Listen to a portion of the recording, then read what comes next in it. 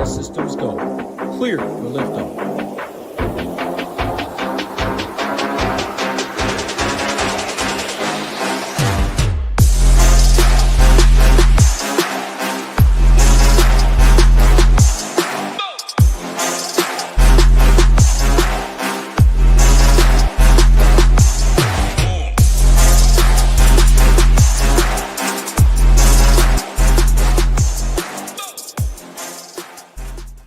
What's going on, Shipping Nation YouTube station? We're back. MLB. Got my guy Gyiraszin. We got 10 games on the docket. We got Coors Field, and we got a AAA starter going for the Rockies, a miserable bullpen. I mean, is it just Blue Jays or bust? We'll talk about it.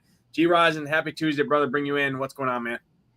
Man, having a good time. Coming off a good time over the weekend. Saw that we got a big announcement tomorrow at noon, so make sure you guys check that out. I mean, I won't lie, I already know what it is, but it's cool as shit. So, man, I can't wait to hear what everybody thinks that what we got going on. So make sure you tune into that. And, hey, if you can't get on at noon because you got to work, make sure you check it out a little bit later. But, yeah, big things going on here at SHIPIT. But, yeah, hey, finally started cooling off a little bit around here, Nades. It's not been balls-ass hot like it's been. Like, us fat guys, it's not fun. I got a little belly on here, then you get, a little sweaty. It just sucks ass. But, yeah, I mean, hey, got to give you some credit. That Brew Crew hanging up there was beating up the Tigers up there for the top of the, for the MLB lead there. But we know that don't mean shit until the end. We got to stay healthy, keep getting hot there in the last month or two, and we'll see what happens. But, yeah, like you said, crazy little Coors Field slate here today. We haven't seen a slate like this in a while, I don't think, to where it's going to be like everybody's going to want to jam some Jays, and you're going to have to sacrifice some pitching. So, I mean, we got a Darvish sitting down there at 6,100. I mean, we got all kinds of shit we can talk about. We going to just full fade it? We going to jam it? We going to mix up the lineup, jam Jays, and just completely mix up our stacks? Like, what are we going to do? I guess we'll have to figure it out, huh? We'll have to figure it out. Our guys are in here in the chat. Little Neck, Sean Sullivan, Jason Turner, AZ Bob, Philly Phantom, Jake Swales, Go Collect, Lanes, Takedown. What's up, Jake? Already said him. Kid, Woody, everybody. Appreciate you guys tuning in here. Hit the like button, hit the subscribe button. And yeah, tomorrow, massive news. I saw some people talking about, it's probably just another free roll, this or that. It's more than just a free roll. We know what it is. We can't tease it too much. There is a teaser video up on ShipItNation.com. But Tambo, Hoop, and the guys are going to be going live tomorrow, 1 p.m. Eastern, noon Central Time in the Lord's time zone for the biggest announcement in the industry. And I truly mean that, for the NFL season coming up here. If you're still looking to find a home for NFL season, look no further here. ShipItNation.com. $349 is the early bird package. Why is that important to you? Well, not only do you get the entire NFL season and college football season for no additional cost for $349, you get $549 plus as you see there on the bottom in early bird bonuses of free premium content until NFL does start. And you might want to stick around for that big old announcement. You're going to hear more about it tomorrow there, but you see all the breakdown there. And you see the prices across the industry. These are real prices across the industry at different various sites. You can do your own research for you, but we already did it here on this graphic. Pay less for content, play more in DFS contest. To be able to have that life-changing event, you need to be in the streets, and you have to have a horse in the race there. So look over ShipItNation.com. Click the banner at the top. Join now. Gyiraszin, Coors Field slate. I'm going to go ahead and pull our partners over at SaberSim up on the screen. Let me hide these lineups here. I got this filtered by projected score. I did use high stakes ownership for single entry just to kind of get a better read. If I filter this by ownership, you see at the top, Crochet, Wu, Darvish, Imanaga, Eovaldi, Soriano, Pepio, and then it kind of drops off a cliff. If I go to team stacks, I mean, it's going to be pretty much Boston and Toronto, and figure it out from there. I will say Boston is probably going to be right there in line, I would say, in terms of ownership with Toronto. The reason being is you can 5-stack Boston and double spend at pitcher when you got Crochet and Brian Wu on the mound. I know we got Yu Darvish at 6,100, which we're going to talk about there, coming off a 7 strikeout performance last week, 30-plus DraftKings points. If he puts up 30-plus at 6,100, good luck. You're going to need him because I expect the Blue Jays to score 10-plus runs again here tonight against some AAA starter that they're going to throw out there that's historically a bullpen arm, has over a 6 ERA in AAA, now heads into Coors Field to face one of the best offenses in the baseball, especially against right-handed pitching there. Gyiraszin, broad slate overview off the top in terms of kind of what I'm seeing here in terms of the dry run. It's Boston, it's Toronto, maybe a little bit of Texas, and then you got Crochet, Wu, and Darvish are kind of the main 3 guys there in terms of pitching. Any takes on that? Otherwise, let's jump in and break down pitching 8K and above, Will Warren all the way up to Crochet. No, I mean, I think you pretty much got it there, but there's some decisions to be made, obviously, with the bats being out in Coors Field, because you can't really afford the pitching, and then you can't afford the bats. So, yeah, I think it's definitely one of the slates finally where you have to make some decisions. Like, it just felt like you could jam whatever you wanted to jam, and, we'd ride it out. But today, you're going to have to decide if you want to go. I feel like it's like from like 5-6 years ago. Like, if you wanted to pay up for pitching, you couldn't get bats. Like, it was that way every night. Like, it just doesn't seem like it's been that way all that much in recent times. So, but I think there are some decent arms out there tonight to be had. I mean, not all in the greatest of positions, but as you mentioned, we'll dive into it here and figure it out. But yeah, this one's definitely a little bit more fun than we've seen in some recent times.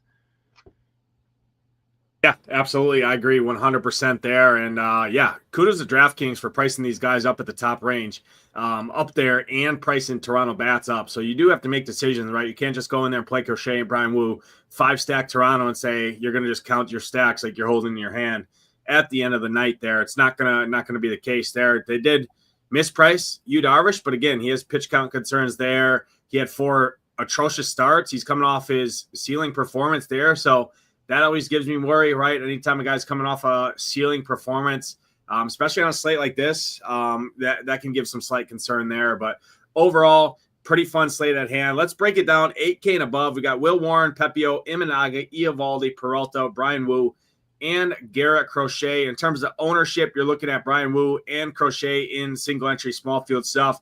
30 to 40% plus coming in there. Peralta is the pivot off the top tier. Nobody's really going to play him. We know that Braves offense is abysmal. Quinn Priester carved him up again yesterday. Shout out to him. 11 straight wins for Quinn Priester. Never would have thought I'd see the day where the Brewers are top the MLB and Quinn Priester has 11 straight wins under his belt. But kudos to the Brewers pitching organization there to get pitchers right. Freddie Peralta, 10K, not going to be owned compared to the top 2. Eovaldi, pretty good K-prop overall, pretty good projection. He's right there at 9,700, and then Imanaga right there below him at 8,900. Talk about this top-tier range. You got 7 quality arms. Who are you going to play? Who are you not playing? Break it down. Yeah, I mean, we can start with Warren at the 8K against Texas. I mean, he's got some upside against some righties, but, man, he's just not been very good against the lefties. He's going to see 5 of them with the Rangers, but I mean, it's kind of risky, but I think in this kind of a slate with the price, I mean, it's a risk you may be willing to take if you want to mix up and try to get different. I think maybe the way of today's slate is maybe to get a little bit different at pitching and jam some Jays and maybe mix in some of these middle of the road arms. And, if you hit the right 2 combination, obviously with those J stacks and some of these chalkier pitchers that the Yu Darvishes in them, if they bomb, I think that would be the way that I'd probably kind of start looking at the slate. But, you go back with Pepio moving up the line here. I mean, Pepio here just has not looked good against righties. He's just been reverse splitsy. He's got a 185 ISO against righties. And then you just look at some of these Angels here. I mean, they've been smashing some of the righties here. I mean, you look at some of the Wobas here. I mean, Neto 361, Chanel 345, Trout 371. I mean, the top 5 bats are all over 326 is Ward at the lowest. But I mean, the fly ball percentage, mid 28% for Pepio. I mean, I think, there's some signs there that there could be some trouble. So, I'm not really a fan of Pepio, but I think I'd throw him in the mix to where I think you've got to take chances at pitching. I think maybe even more so in bats if you do want to go with some Jays. So I think if you look at a manga, I think that's interesting because to me, I mean, Cincinnati is not very good against lefties. So, we've talked about that a few times here before. So, I mean, I don't mind that at all. I mean, they got 5 guys above, 23% range here. I think it's a decent spot. He does give up some power here and there, but I mean, against Cincinnati, the wind's going to be blowing in Wrigley. So I don't mind some Shote here in this spot here, especially at 8,900. I like the price. I think Eovaldi kind of worries me a little bit. I mean, he's just been really good, but Eovaldi gives up some power. I think we talked about it the last time when Eovaldi was pitching against he had the Rangers, I believe, and I was, saying that I like some of the lefties like Corey Seager. Now here he's got the Yankees who have more power on the left side.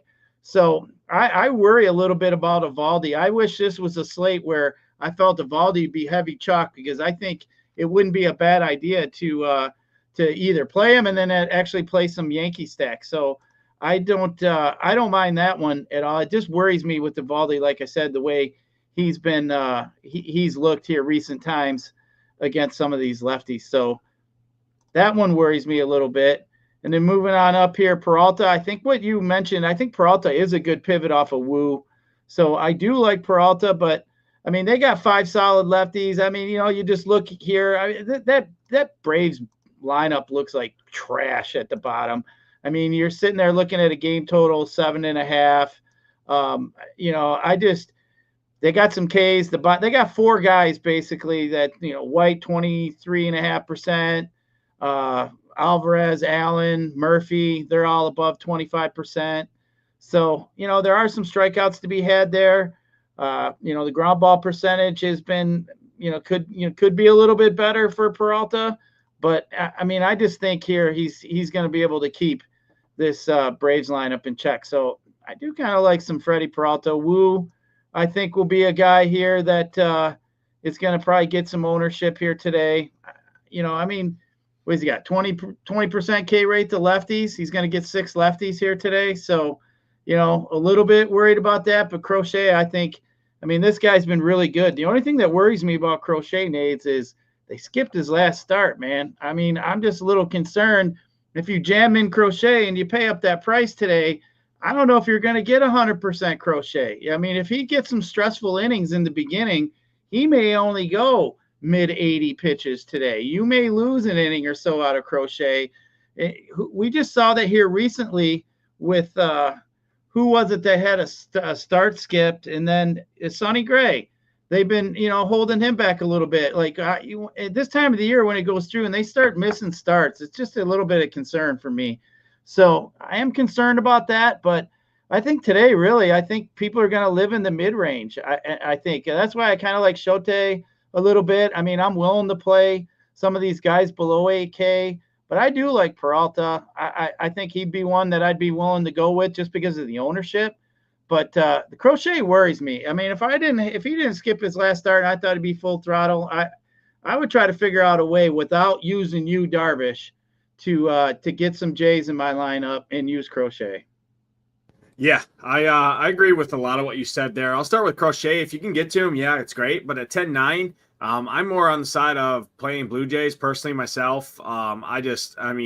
The Rockies are literally pulling guys off the street to pitch. I mean, they have a dude going tonight that's going to start the game, and it's going to be more of a bullpen game. And they're historically bad numbers this season in terms of the bullpen. And this dude has over a 6 ERA in AAA and now faces the Blue Jays. So for me, Crochet, yeah, if you can get to him, it's great. I do have slight concern. I do think they're going to start pulling his pitches back. We saw that he did skip his last start. Hopefully that's to allow him to still throw his 95 to 100 plus pitches here. I do have some slight concern there. Not only that, I mean, Kansas City has been hitting the baseball as of late, especially over the last month, for some power. We know you can hit for power in Fenway there. It is not very good at hitting weather tonight in Fenway, I will say that. So that is going for Crochet. It's one of the worst hitting environments on the slate.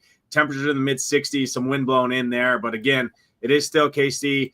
Salvi Perez is on another level right now. KC hit some home runs late yesterday. I think if you can get to Crochet, it's great. But at 10-9, I'm more prioritizing bats personally myself than getting up to this top range.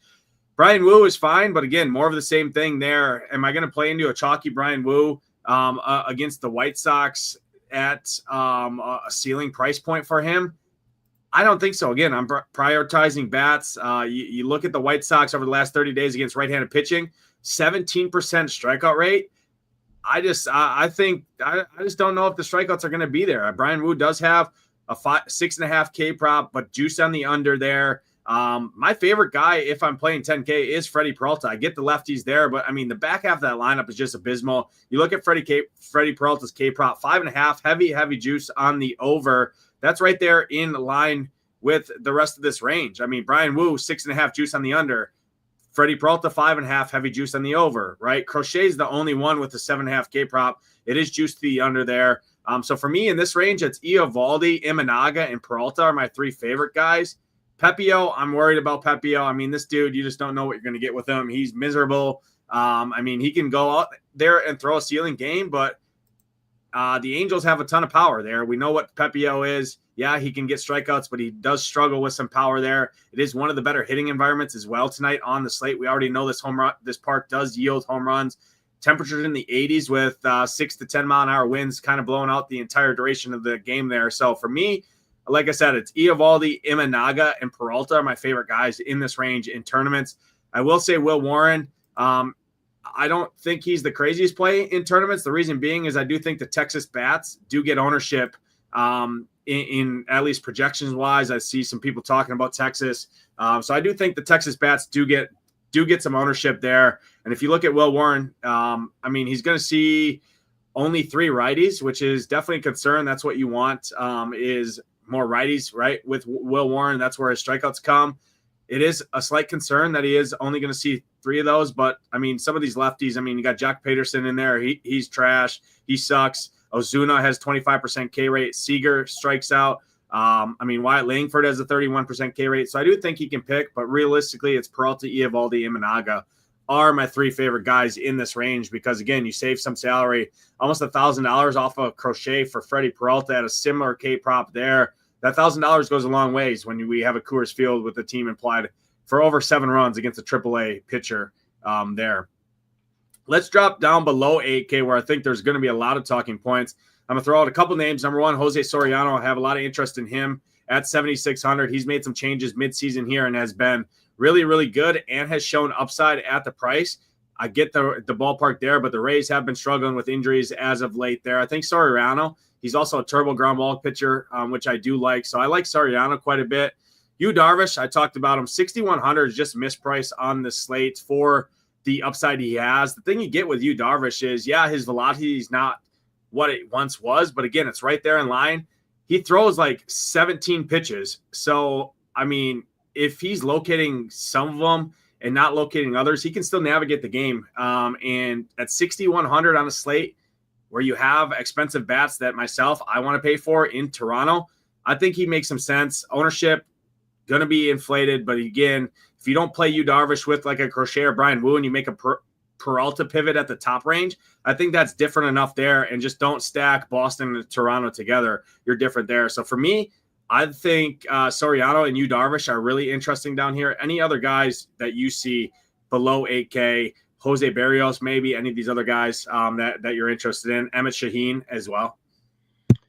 Nades, if I had to play Jose Berrios, I'd have to start getting out the screwball bottle and start drinking some shots because no thanks on some Jose Berrios. But what you said about Soriano, I do like him. I think he'll be fairly popular. I can't play Clay Holmes. That dude just has no strikeout ability. I think the guy that I'm just kind of thinking might be interesting is Joey Wentz against your Brew Crew. I mean, Wentz has looked pretty good here in recent times since going from a reliever. He's had 3 starts. He's at almost 28% K rate. I know it's a small sample size, but I mean, he may get up. I mean, he's 7,100. The Brewers don't really strike out all much against the lefties, but you know, I guess if you're looking for a guy that is viable down here, I think you could look at Joey Wentz here against the Brew Crew. Everything else down here, I couldn't play Mikolas. I mean, you mentioned Darvish. I mean, he was terrible the first few starts out. I mean, I think you're right. I do think it's a misprice. I mean, his last time out, he had 7 scoreless innings, 7 Ks against the Mets. I mean, 52 DK points or FanDuel points. But I just think how chalky he's going to be. I'm not going to play a lineup where I got Darvish and the Jays, Nades. I just think that's going to be pretty much along the lines which most people are going to do. I'm going to see if I can figure out maybe and play 2 mid-level pitchers, as I said, kind of mix in maybe the Joey Wentzes and maybe mix in the Sorianos and the Will Warrens and the Shotes, and Freddie Peraltas, maybe mix in guys like that. So I think that's more of an interesting approach, maybe even have part of the bottom and wraparound lineup of that Jays team. But yeah, I mean, if you're going to go for it, I say you just go all out Jays and mix in your pitching. But I would caution against, like jamming in the Jays and jamming in Darvish, because that's too easy. That's just what most people are going to do. Yeah, the thing that gives me worries about Joey Wentz is, I mean, the Brewers are top of all of baseball against left-handed pitching. Over the last month, average over 300 as a team. Their OPS is sitting up there in the 800 range. They got a 439 slugging, and they just don't strike out. So that's the issue with him. I think in tournaments, in MME formats, I think at 7,100, he's definitely fine as a pivot off of guys like Sheehan, who's going to be more popular, Soriano, Darvish there. So this is kind of what my pitching pool would look like, I think. Crochet, Wu, Peralta, Eovaldi, Imanaga, Soriano, Sheehan, Wentz, Darvish, with a heavy emphasis on guys like Eovaldi, Imanaga, Soriano. I like these 3 the most, with Peralta being the pivot in tournaments. The thing I will say about Darvish is, yeah, there's definitely downside, but at 6,100, I can play a guy that has 30-plus upside against the Mets. This is a much different matchup here. This Dbacks lineup on the back half is a bunch of prospects. I mean, they're very young, so there is strikeouts to be had in there. And if you can do it against the Mets at 6,100, I think you can do it against the Dbacks. I would avoid playing him with Crochet or Brian Wu at the top. That's where I would make the pivot. I would play him with like a Imanaga or a Soriano, double spend down at pitching when most people are spending up at pitching to get a Crochet, a Brian Wu, and pair him with a Darvish or even an Eovaldi. Double spend down, play Soriano and Darvish together, and then play Blue Jays, and then you can get off of the Red Sox cheap bats as a secondary stack that most people are going to do and pivot to one of these other teams on the slate. So that's kind of the way I would approach it there. I am in on Darvish. Just I would avoid or be cautious of playing him with Crochet or Brian Wu and then 5-stack Toronto or Boston. That's kind of how I would approach that. I would be looking to pivot off of one of those sides up at the top tier. Let's jump in and break it down game by game and talk hitting here. I'm going to refresh our stone over at ShipItNation.com real quick just to make sure we have all of the lineups to this point confirmed in here. Let's scroll down to the first main slate game on the docket. We're going to Citi Field. It's the Mets. Clay Holmes on the mound. Logan Allen on the mound here. Mets got beat up yesterday by Sassoni. I think they're a little interesting again here tonight. The park sucks in general, but again, as a pivot off of some of these other teams against Logan Allen, who can have home run issues, he doesn't really strike out a lot of guys. He allows a lot of hard contact. The Mets do have some guys like Pete Alonso who are murdering baseballs right now at 5,300, sub 10% owned. Pete Alonso at first base as a pivot off of Vlad. I think he's a really interesting play. Lindor, Marte, Vientos, some of these guys, Alvarez even, right, who hit lefties pretty good. I think the Mets are pretty interesting overall in tournaments. Guardians bullpen is not very good. They traded away a lot of their good guys at the deadline. What's your breakdown here, Mets and Guardians? Yeah, I kind of got the Guardians and the Twins in that bucket, like almost with the Rockies now. Like, it's got to suck to be in that locker room, especially the Indians, because you look at them. I mean, Class A, they got this gambling shit going on. They lose all the relievers. I mean, it's just got to be it can't be fun there. So, as you mentioned, they get rid of some of their guys. So, I do like some of the Mets. I mean, but you look at Allen, you look at his numbers here between lefty and righties. He's got almost a 56 ground ball percentage rate against lefties. He's down to 41% to righties. His fly ball percentage is almost double from lefty to righty, 28 to almost 15%. His barrel percentage is pretty high at 10% to righties. So, yeah, I mean, give me some Pete Alonso in this spot. Marte, as you mentioned, Lindor, Vientos. So, yeah, I do like some of these righties here in the Mets. I'll put them in my top 5 in my stacks here today is with the Mets. But, yeah, give me some right. I think Pete Alonso is a guy that, I could even almost come out and say I think he's going to hit a bomb, Nades. Yeah, I like Pete Alonso a lot. I think he's a really good pivot off of, like I said, Vlad Guerrero. It is decent weather here. Again, the park does suck overall, but there is some wind blowing out, which does help it overall a little bit. This park's going to play semi-neutral, I think, overall. So I do have the Mets pretty definitely in my top 5. I think Alvarez is a really good catcher play at 2,900. Tyrone Taylor historically, right, murders lefties, and then you wrap it around to guys like Marte, Lindor, Pete Alonso. I think you got a nice little 8-9, 1-3-4 stack there as a little wraparound, and then you get a bad bullpen behind a guy in Logan Allen who is definitely really splitsy, allows a ton of right-handed power overall. Next game on the slate, we are going to Fenway here. This is going to be the secondary chalk of the slate in the Red Sox to Toronto. In smaller field things, I think if people are pivoting off of Toronto, the first team they go to is the Red Sox because of these salaries. Look at these salaries, 2,500, 2,200, 34, 28, 38, 4K. What does that allow you to do? It allows you to play Brian Wu. It allows you to play Garrett Crochet. It allows you to play Eovaldi, and then still get in some Blue Jays, high-priced mini stacks. Are you going to be playing the Red Sox here against Berger? I did mention already the weather here is not very hitter-friendly. It is definitely a different ball game than last night in terms of weather. Temperatures in the mid-60s by the end of the game, wind blowing in pretty much the entire duration of that game. However, Royals' bullpen is just absolutely atrocious behind this dude, and they're pretty taxed at that. Red Sox got the job done yesterday. Are you going back to them here today? Yeah, I mean, I don't mind the Red Sox here in the spot here. I mean, they're in my top 5 of the stacks as well today. But I mean, I think this Royals, it's going to be more of a bullpen. I don't think you're going to get much of Berger here. But I mean, he's he gets beat up pretty bad by righties. I mean, Bregman, I think that's interesting. But yeah, it's just overall, I think it's just not a very good spot here for the Royals. I just don't like how chalky that you're going to be looking at some of these Red Sox. I mean, if you're telling me they're going to be the chalky secondary stack, I almost just rather think I'd look elsewhere, to be truthful with you, Nades. I mean, you're saying it's not good hitting spots, a couple negatives. We got a couple bad check marks, Nades. I think, we got to look for places to try to get different a little bit here. I mean, I get some of these bats are fairly cheap.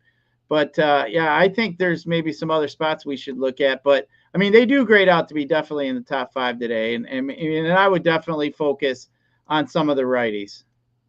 Yeah, I mean, if you look at these hitter rankings, they don't actually rank that good. And like I said, I ran the dry run on projected score for SaberSim using high-stakes single-entry ownership. I'm using the Ultimate Pack over here. And it was giving me 70+% Red Sox stacks in general, 45% 5-man Red Sox stacks, because like I said, it allows you to play Brian Wu. It allows you to play Garrett Crochet.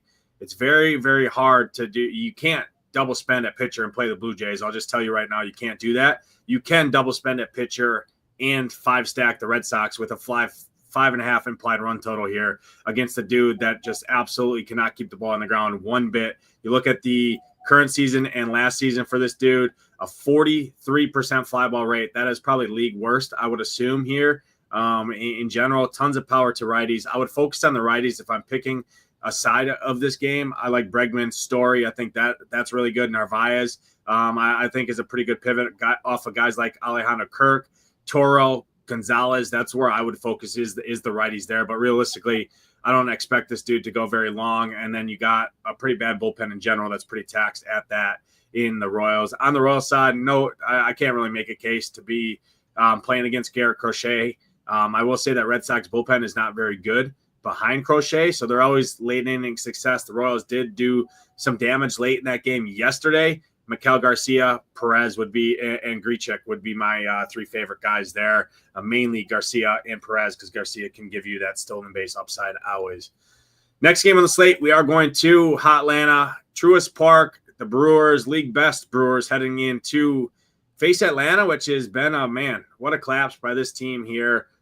They have not been hitting all season. This is a different team than the team that of a couple years ago that everyone remembers in their mind here. Temperature in the 70s for this game, not the greatest, mid 70s here, some slight wind blowing in. But I talk about Brewers lead the league in batting average as a team, over 300 against left-handed pitching over the last month. OPS over 800. They face Joey Wentz, and then that Atlanta bullpen is very, very bad as well behind him. Wentz did make some changes to his pitch arsenal. I think he added a cutter or changed his grip, and that's helped him out a little bit in terms of strikeouts there. Are you going to be playing some of these Brewers? And then any Braves interest against Freddie Peralta, some of those lefties, if any, is where I would look. I do think the Brewers are pretty interesting here tonight. Nobody's going to play them. Weren't the case, didn't get the job done last night, but I think, again, this team, I like riding hot teams, and Brewers are one of the hottest teams in all of baseball. Yeah, I agree with you riding the hot teams. I always talk about that. Brewers in the last 15 days are right behind the Blue Jays in OPS at 847, and I don't think they had any Coors Field action. So, that is definitely interesting. But, you mentioned Wentz. I was talking about him a little bit there in the pitching side. I think he could go both ways. I mean, he could have a decent first few innings and then just get that bullpen could absolutely get shelled. I was just thinking there, I don't really love the Brewers here today, just because I'm going to give Wentz a little bit more, I guess, just a little bit more love than I probably should be. But I mean, you look under the hood, you look at the WOBA, some of these guys over here for the Brewers, they're going to be throwing all righties at them. I mean, they all do hit lefties fairly well. So, it's definitely there. We know the Brewers like to steal. There isn't they don't have too many Ks. I guess Jansen and Lockridge would be two guys that definitely have some K ability. But, I just think there's some other spots. Brewers got a 4.1 team total. Vegas obviously giving Wentz a little bit of credit. So, I just I don't love it, but it's definitely going to be low owned. They're definitely a top team in hitting here in the last 15 days. So, I mean, hey, for a tournament play, I just don't love it, but I could see the reasoning behind it. I definitely could see the reasoning behind it. It could get ugly real quick. As you mentioned, Brewers has been hitting well. There's nothing better for me to play a team that's been hitting, that's really hot, that isn't going to be owned, because, you look down here and, the last 15 days or whatever, and you look at some of the teams, a lot of times that, are getting talked up or people want to play and they're in bottom five. And I never understand that. I just don't, it's too hard for me to do that. I don't care what the matchups say. I think baseball is a streaky game. So yeah, with that being said, I guess if I'm playing more in a handful of teams, I probably would include the Brewers in a few. Yeah, another thing I'll make for the Brewers, too, is it's the best stolen base spot on the slate. Joey Wentz, 24 stolen bases allowed over the last 2 seasons, the best stolen base per innings pitch metric to target against on the entire slate. You want, obviously, they're going to throw a bunch of righties in there, so guys like Terang, Yelich, Frelick probably won't make the lineup, but Perkins will steal, Joey Ortiz will steal, Contreras will actually run a little bit, Collins will run, Lockridge will run, Durbin will run. They all hit lefties pretty good there as well. And Joey Wentz does allow fly balls there. So guys like Danny Jansen, Andrew Vaughn, Lockridge, Monasterio, Collins, Durbin all hit the ball in the air against lefties. I do think the Brewers are pretty interesting in tournaments.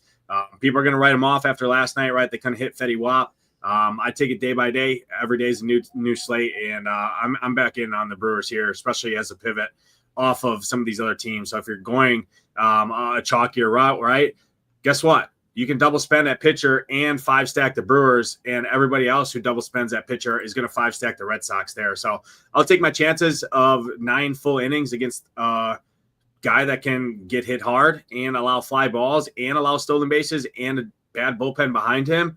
And they're not going to be owned over a chalky Red Sox team and double spending at pitcher there. So I think they're a really good pivot off of a team like the Red Sox at similar prices there on what it allows you to do for your roster construction. Next game on the slate, Cubs and the Reds. Zach Littell on the mound. New scenery here for Littell going over to Cincinnati. Imanaga on the hill. Cubs. I think the Cubs might be a little interesting here in tournaments because, again, if you are going to a team off of the Blue Jays, you have to have a team that's going to match or at least expect to match the production and upside that the Blue Jays more than likely will do again tonight in Coors Field. Cubs kind of fit that script. It's not great hitting weather in Wrigley, but we've seen this story again. Beginning part of the year, they were hitting 12-plus runs in 30-degree temps in Wrigley. They can definitely do it with temps in the 70s. What's your take here in this game? Yeah, I like the lefties on the Cubbies. I mean, I think they're strong plays. Bush, we like some Bush. We got Tucker, Happ, PCA. I mean, I just think, all over here they got some power in this lineup. Little's got 16% K rate both sides of the plate. His WOBA is pretty much 320 to both sides. Fly ball percentage at 33% to the left side, and he's been getting barreled up by both sides of the plate. So, I mean, listen, when the Rays get rid of somebody like Taj Bradley, they're trash. They're flat out trash. Like when the Rays of any baseball teams trade somebody away, we've already seen it how many times in the last few years. That dude is trash, and they'll bring somebody out like Isaac Paredes, and he ends up being a damn all-star. I mean, it's just the way it is. So, like, anytime I see the Tigers trade with the Jays, I'm like, oh, man, we just got ripped off. Like, but I saw Bradley got traded, and I just thought that's pretty funny. They got robbed. But either way, I mean, it's just one of those situations. But, yeah, I think the Cubbies are interesting. I'll put them just outside my top 5. There's no way I want to play any of these Reds. I think they're just absolutely terrible against lefties, and I think Schulte has got a pretty good matchup here. Yeah, I like Shota. I'm off of the Reds, but the Cubs side I do have interest in here. Littell, a fly ball guy. The entire Cubs roster on the current season hits the ball in the air. Castro, adding Willie Castro is a very, very good utility piece for the Cubs there. Kyle Tucker, Ian Happ, PCA, Michael Bush. Start with the lefties, but even add in the power righties, guys like Suzuki and Carson Kelly there, who can hit the ball in the air as well for some power there. Next game on the slate, Texas Rangers and the Yankees. Rangers, I think, are going to pick up some ownership in terms of a stack more than what we're projected here because they're throwing 6 lefties at Will Warren here to attack the splits that he does have. The lefties, pretty good spot. Will Warren, strikeouts drop off a cliff. He allows power to the left side. Guys like Corey Seager are one of the better plays on the slate, in my opinion. Jock Peterson, I don't think he's any good, but hey, I think he hit a bomb, last night? So he's finally in the home run. Hoops boy, Rowdy Tellez back in there. Their young prospect, Ozuna, is in there with some power against righties there. I think the lefties make some sense. Corey Seager, by far, my favorite hitter on the Rangers side of things. On the Yankees, I'm more on the side of Eovaldi than on the Yankees. If I were to pick a spot, it'd be these lefty power guys like Jazz, Trent Grisham. I think makes some sense. Aaron Judge expected to be back tonight as well, which is nice a boost for this roster here. What's your breakdown here? Yeah, like you said with the Yankees, I mean the lefty power would be where I'd look against Eovaldi. He's going to get some ownership, so you might get a little bit of leverage there, but I just don't love it. And then you got Texas, as you mentioned. I mean, Seager is just top of the line play here against Warren. I do like him. I mean, the problem with like Peterson and Tellez you got to worry about is them getting pitch hit too. So I think that is definitely something. I mean, it just seems like every time I play Rowdy, he gets pinch hit for. So he's just one of them guys I generally I got to hope that he's going to get what he's going to, get for you in the first 2 at-bats, because it can get fuzzy real quick in the 3rd and 4th at-bat as we get through and get into some of the bullpen arms. But, give me some of the lefties with the Rangers. It's not it's outside the top 5. I wouldn't really play it. I think I'd just more pick it maybe for some one-offs instead of full stacking. Yeah, I tend to agree there. I don't love a 5-stack Rangers. I just don't know if they have the upside to match teams like the Blue Jays on the slate. But as many stacks, Corey Seager, Josh Smith. I like the wraparound there. Tellez, Heim, Ozuna, Josh Smith, Seager, the 9-1-2-3 or 7-8-9-1-2 stack. Sorry, I think is pretty interesting there. Tellez does have some pinch hit concerns there, but again, he has a ton of power, and if he hits a home run at his price point of $2,500, it doesn't matter what else he does the rest of the game. All right, we got to do it. We got to get to Coors Field. Anthony Molina here. I mean, this dude has, like I said, over a 6 ERA in AAA here. He is a bullpen arm. They're going to go more of a bullpen game for the Rockies. We already know the bullpen here is absolutely atrocious. They threw 2 bullpen arms yesterday, but you look at their breakdown over the last 3 days, 55, 38, 29, 22, 21. The bullpen is already league worst. Now they face the hottest team, right there with the Brewers, one of the hottest teams in baseball. They murder right-handed pitching with all their lefties in here. I mean, not much more to say with the Blue Jays outside of the ownership here, but I will say they are going to be lower owned today than what they were yesterday due to the nature of the slate and the spend-up pitchers on the slate. So I will tell you that they are going to be lower owned overall than what they were yesterday, in my opinion. What's your breakdown here in Coors?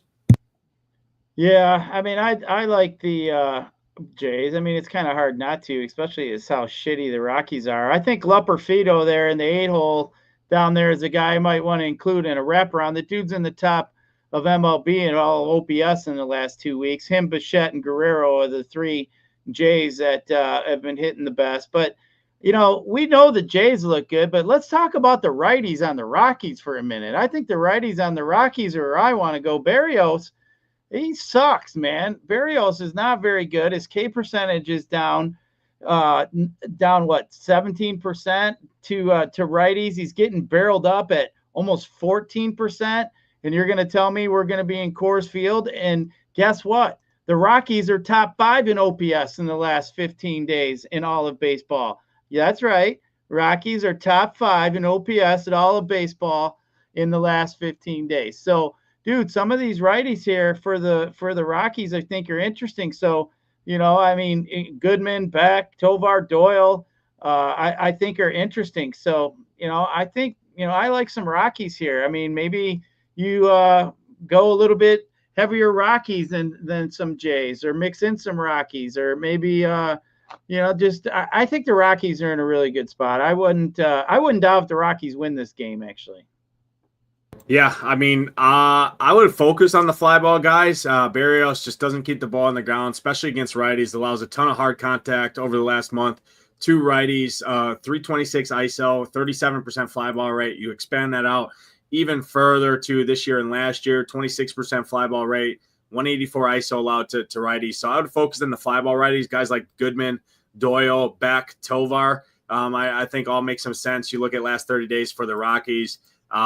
They're top 10 in baseball in OPS against righties. You said top 5 in the last 15 days. Adding Warming Bernabel in there with a ton of power against righties. He's played since he's come up there. So I would look at guys like Estrada, Beck, Tovar, Goodman, Bernabel, and Doyle are kind of the main guys I'm looking at there. Be worried, though. The Blue Jays bullpen is really good behind Jose Berrios there, one of the better bullpens in baseball, especially over the last 30 days in terms of xFIP. They rank 5th in all of baseball there. So there is some slight concern there. If they don't get to Berrios early, it's going to be tough sledding there for the rest of that Rockies stack. Next spot on the Blue Jays, my favorite bat on the Blue Jays is Dalton Varsho. And then hopefully my guy Lupe Loperfido is in there, but I mean, they're all in play. The guy I'd be least interested in is Bo Bichette after the 2 home run game last night. I just don't like chasing 2 home run games. I would focus more on the lefties. Guys like Varsho, like I said, Barger. I like those guys quite a bit there. And then I would be worried on Alejandro Kirk too. 3,700. He's going to be super, super popular at a onesie position as the cheapest Blue Jay in that lineup. I'm just worried about him. So I would look to pivot off of him just to make you slightly different than the rest of the field in terms of your Blue Jay stacks. Next spot on the slate, Tampa Bay Rays and the Angels. I have interest in this game a little bit from one of the sides. I like Jose Soriano quite a bit here. Don't really have much interest in the Rays side of this game. However, on the Angels side, some of these power righties, Pepio can strike out some of these guys, but they can hit for a ton of power. It's one of the better hitting environments on the slate, a good home run park, one of the best in all of baseball on the year here. And we know Pepio, we don't really know what he's going to get. He could go out there and mow these guys down. He could also go out there and give up 4 home runs. What's your take here in this one? Yeah, I don't have any interest in any of the Rays here against Soriano. But as you mentioned, the righties for the Angels against Pepio would be in my pool if I'm playing a deeper type pool. I think Pepio is going to get a little bit of ownership here. But, he has, as we mentioned, struggled a little bit against the righties. So, yeah, I don't mind guys like Trout, 371, Woba against righties, Neto. So, I think it's interesting. I just don't love it. But if I was playing maybe 20 teams, I'd have a few Angel stacks. Ray's bullpen is really good too, behind Pepio there. So there's some concern. I think the Angels more as mini stacks, guys like Ward, O'Hop, Neto, Trout, Adele, some of the more power hunting there. I'm not going to 5-stack them. But picking off power, Ward, Neto, Trout, my 3 favorites there. Logan O'Hop as well as a pivot off of guys like Alejandro Kirk, like I talked about there, for $300 more. I think that's a decent pivot there. He can always hit for power. Next game on the slate, we're going to Seattle. Brian Wu on the mound, Davis Martin on the hill. Martin doesn't really strike out anybody. K per 9 is horrible. He goes long into the game. White Sox bullpen is trash. Mariners do have a way juiced up roster now with adding guys like Eugenio Suarez and Josh Naylor to the middle of that lineup there. We know what the White Sox bullpen is. It's not good behind Davis Martin there. Ballpark sucks, but this team is pretty good against right-handed pitching. Any Mariners and White Sox for you? Yeah, Martin doesn't get really blown up, though, if you look at it. You look under the hood, it's like, man, he hasn't given up more than 4 runs since the beginning of the season. But, they do have a shit-ass bullpen. And, they got the Mariners here. They, got Mr. What do they call him, Rump Ass or Mr. Bumpy Bump, whatever they've been calling Kyle Riley here lately. But, all kinds of power in this lineup. And the Wobas they have up and down from 1 through 8 are all over 320. As high as 380 with Eugenio added to the middle of that lineup. So, but, Martin just hasn't really got blown up all that much. So I think, I don't have the Mariners all ranked that high as they should. And then, too, you just look here also at the over-unders. It's got a 7.5 total. It's, ties for the bottom of the slate here with that Milwaukee and Atlanta game and Cincinnati and the Cubbies game. So, Vegas has this one here at the bottom of the barrel as far as run production. So, I just don't love it. But, hey, Mariners are one of these teams. We got to put them up there now with, one of the more powerful teams in baseball. So, down the second half here, I think I'm going to be more interested in some Mariners. I'm just not quite sure if today's the day, especially to pay up for some of those guys. Yeah, I do want to hit on this real quick. Underdog did release the Rockies lineup and put Freeland. Freeland's going tomorrow, not today. It's going to be a bullpen game, and Molina's going to start today. 7.27 ERA for what it's worth there. So, Freeland is going to go tomorrow. I did want to clarify that because I do see that Underdog did tweet out the Rockies starting lineup there. The reason Martin just doesn't get blown up is he's a ground ball guy. He keeps the ball on the ground. It's just hard for ground ball pitchers to really get too blown up unless you're really just that terrible. Yeah, he doesn't strike anybody out, but he doesn't walk guys. He keeps the ball on the ground. So it's just hard for teams to really get to him. Raleigh, fine. Suarez, Naylor. I'd focus on the fly ball guys in particular. That's Raleigh, Suarez, Those are the main two guys you're looking at in fly balls there. So I don't love it as a stack. Don't like the ballpark much. Martin, I think he can go 5-6 innings, keep the ball on the ground, not really get hit up too much, but definitely some intrigue, a little bit at least, from some of the power guys from the Seattle side of things. Next game on the slate, Padres and the Dbacks here. Reed Nelson on the mound. Yu Darvish on the mound. Going to be one of the more popular pitchers on the slate. Tyler Locklear just continues to mash home runs at 2,600. One of their young guys in the lineup now after they traded away their entire team at the deadline. Still got the guys that are locked down in terms of contracts at the top. Gurriel, Perdomo, Marte, Carroll. Then you got a bunch of young talent at the back half of that lineup. Against Yu Darvish, who's going to be more popular, you could make the case. I'm more on the side of playing Darvish than the D-backs. Padres side, a little interesting, though, against Nelson. And then you talk about that D-backs bullpen. They're not good at all. Behind Nelson, what's your take here in Arizona? Yeah, Arizona's got to be another one of them teams they're kind of wondering what's going on. But, yeah, I mean, if you wanted to go up against Darvish here, maybe with some minis, I mean, his K percentage is not very good against some lefties. So Corbin Carroll with that 397 WOBA would look good. Kettle Marte wouldn't look bad. Perdomo, if you wanted to look there. The barrel percentage is almost at 10% against lefties for so far this season for Darvish. So I think that's a little concerning too. But, I mean, I just don't love it. I think Darvish is going to be pretty high owned, especially at that price, especially if you want some Jays bats. So, you know, I think if you want a little bit of leverage, I wouldn't be opposed to throwing in some of them D-backs up there at the top of that lineup. Maybe they got power, you know, could potentially steal a bag for you. So I don't mind it at all. I think it'd be some decent leverage if you want to go there. I mean, it's not something that I'm going to be focusing on and trying to do. But if I had a handful of teams, I think I would definitely look into having one or two D-back stacks. Yeah, I don't think it's the worst play. More interesting for me. That's it. Sorry, Nate. Big Dumpo. That's what. Big Dumpo. All right. Big Dumper. That's what it is. I couldn't remember. I don't pay attention to, you know, ass comments unless it's Sidney Sweeney, and then we all got good genes.